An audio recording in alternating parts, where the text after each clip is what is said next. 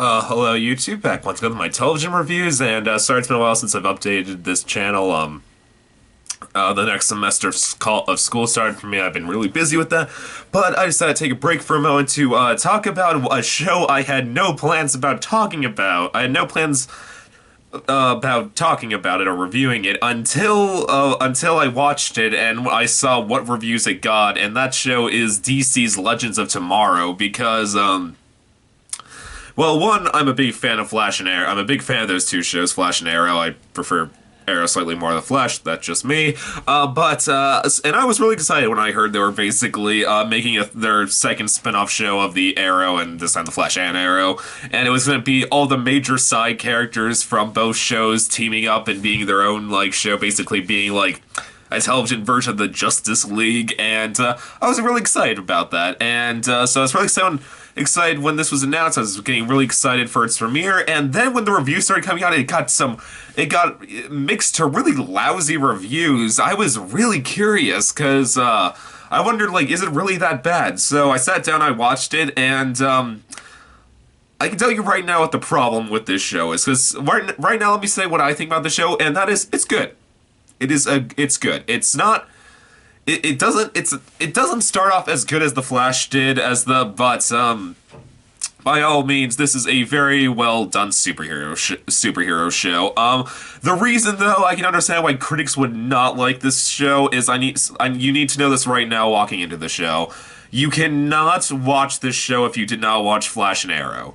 It's not like watching Flash or Arrow, like you can just watch one and basically, even though something you might miss a few things, like what some events that they're mentioning from like the Flash or Arrow, like from the other show, you can still watch it fine. But like people who watch the Flash and Arrow get slightly more out of the fact that they watch both shows.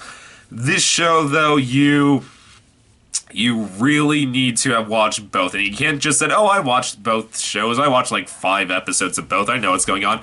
No, you had to have watched these shows continuously and like them because like basically like the main complaints is like there's no character development, like it's so rushed and so fast. I'm like, it's not if you watch the lead up, it's because all these characters were developed just in different shows, and that is the main problem with this. If you do not watch Flash and Arrow, do not watch this. You will not like this show that much. But I do watch Flash and Arrow, and because of that, I gotta say this is actually a really fun show, Legends of Tomorrow.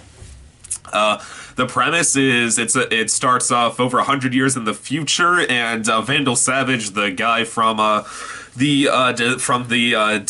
December mid-season finale for the Flash and Arrow, who keeps killing Hawkman and Hawkgirl.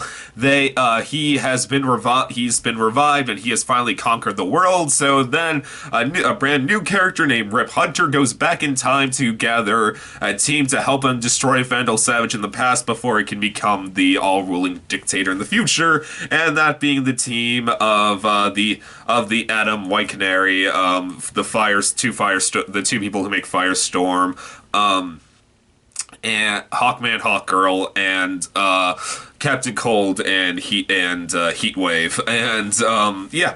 And so he gathers these people up, tells them in the future you are legends, and I'm gonna need your help to do this. And yeah, that's the premise of the show. And yeah, all I can say, it's a lot of fun. Keep in mind, this show, it's not as much as it doesn't seem like it's going to be more of a case of, it's not going to be a very case of the week like thing like Arrow and Flash. It seems going to be more like of a sci-fi adventure kind of thing, mainly for the fact it's all about time travel for the most part, and them just trying to track down Vandal Savage. So there's that. Be aware of that. But besides that, there's the good of the show is, one, I gotta say, the cast. Like I said, if you do not like the cast in this, from the characters from when they appeared in Flash and Arrow, you probably won't like them here. They don't really change any of them, but I really liked all these actors as these characters. I thought they were just as fun in the original shows as they are here. Especially, probably the most fun are the Atom, Sarah, Captain Cold and Heatwave. Those guys are tons of fun. God, the guy who plays Captain Cold, he is so wonderfully hammy from beginning to end. That there was a lot of fun interplay between the characters. Like I liked how like Ray Palmer and Professor Stein, considering they're both scientists, they both like really nerd out about scientific things. So, like, there's a lot of fun banter between these characters. They do a good job at just like giving these like already somewhat building relationships with these characters. The only people I'm not too sure on at the moment is Hawkman and Hawkgirl. I'll get to that later. Those two, I'm not sure. I'll give them a few more episodes to see if they grow on me, because at the moment I think they're kind of bland. Besides that, though, the new character, though, of Rip Hunter, he's tons of fun, this guy.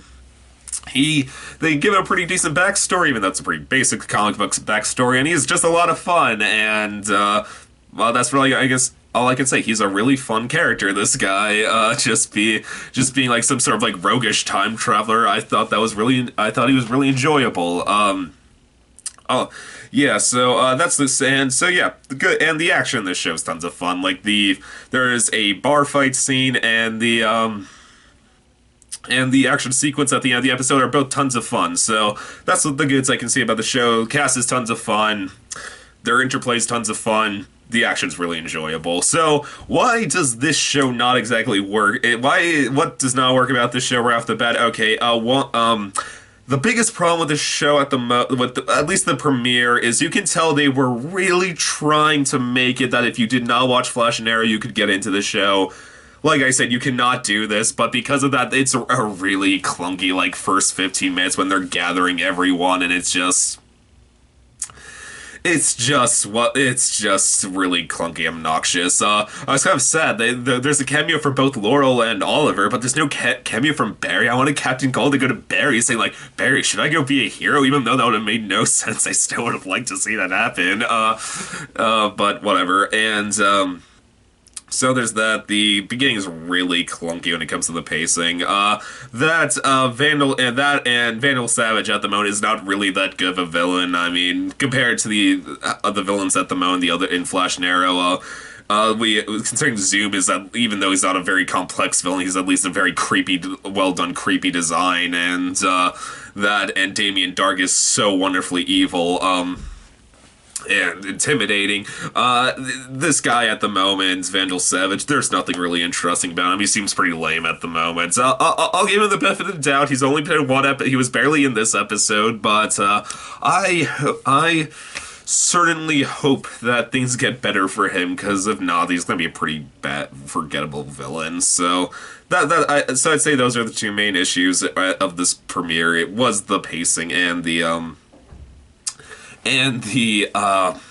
villain. I really hope the villain gets better. But besides that, though, like I said, though, the characters are tons of fun. Their already growing relationships with each other, and their interplay are tons of fun, and the action's tons of fun. That, and I gotta say, I thought the ending, it pulled a very clever twist at the very end. If you don't want to know what the ending is, cut out now.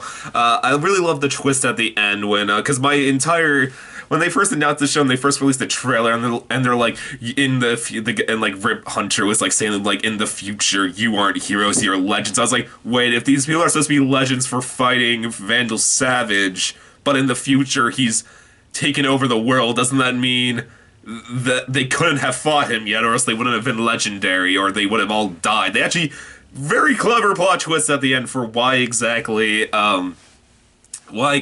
that is, and why this guy did not just grab like the Flash and Arrow to bring down Vandal Savage. And that being, I really love the plot twist at the end that it turns out that he was just lying to them, and they just have no significance to the future timeline. That's why he grabbed him, because they're just somewhat powerful people that they're all superhumans that aren't very important to the timeline. So if they die, doesn't really matter that much. And I thought that was a really clever twist. I did really like the ending when I really did like the ending, because I did like the fact that they do bring up a lot of these people were either presumed dead, or they're nobodies, or or they actually were dead, and basically they all kind of feel like they are just the complete rejects and losers at this point who just want to be heroes. I did like the ending when they say, like, look, that we're trying to change the future here. We can change it so that we are heroes in the future, and so I thought that was a very clever twist at the very end, and yeah, I'm definitely on board for the show. I thought it was a very fun premiere, but like I said, gotta have watched Flash and Arrow to like the show. If you have not watched them, watch those instead. Do not watch this. You will not like this show, is my guess. But for those who do, this is a tons of fun.